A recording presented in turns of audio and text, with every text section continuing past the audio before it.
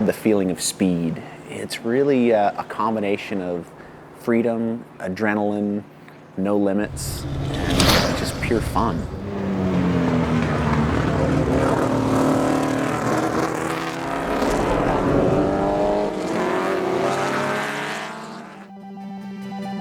So Emory Motorsports is the last 27 years of my life. You know, it really all started with me having a desire to build cool stuff and go racing.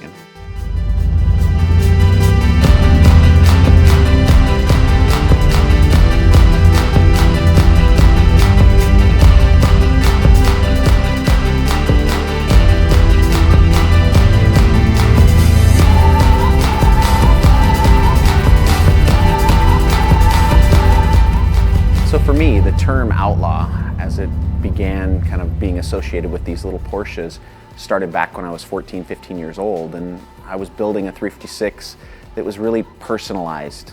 You know, in a world where people are so focused on, you know, originality and everything being, you know, full Concours, better than original, I was putting some of my own personal touches to the cars that I was building, and you know, putting fog lights on them and hood straps and all these little details, because I wanted the car to be my own, and I wanted it to be something that I enjoyed driving. Unfortunately, when I'd show up at the events, the car shows, there was no class for me, and early on my dad and I were parking out in the dirt parking lot, and that's where the term 356 Outlaw came from. So the first time I rode a vintage electric bike, I was, you know, blown away by not only the craftsmanship and the style of the bike, but just the experience of riding it. And I could tell early on that, you know, what this company was doing and the bikes that they were building was probably a bit disruptive in the bicycle industry. You know, here's an industry that's been around for, you know, centuries and kind of done the same way. And all of a sudden, with new technology and, you know, new opportunities, here's the, you know, the combination of technology and a bicycle, and you know, I immediately thought, these guys are outlaws. You know, these guys get it. They, you know, they're creating their own market. They're building a bike that not only has style and technology, but it really is about the experience and the joy of riding for the people they're building the bikes for.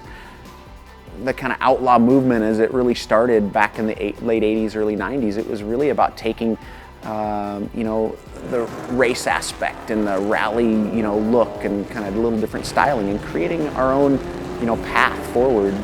When there was an opportunity to get together and collaborate with Vintage Electric and kind of put our minds together on some colors and ideas and styling aspect, I was super excited, because, you know, these bikes having the technology and rideability of a modern bike, but still having some design characteristics that kind of bring you back in time. It's exactly like the cars that I build every day.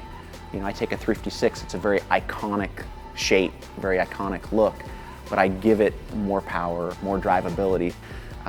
You know, as I look at these bikes, you know, Vintage Electric is really at the forefront of the new frontier of, you know, a bicycle that people can ride and enjoy at the beach, you know, on the bike paths, but then with the assist and with the power, they can commute on the thing. And that's what's exciting for me, is that it really is a disruptive path forward for the bicycle industry, and something that's so creative, but is designed and styled in such a way that it's something you're proud of.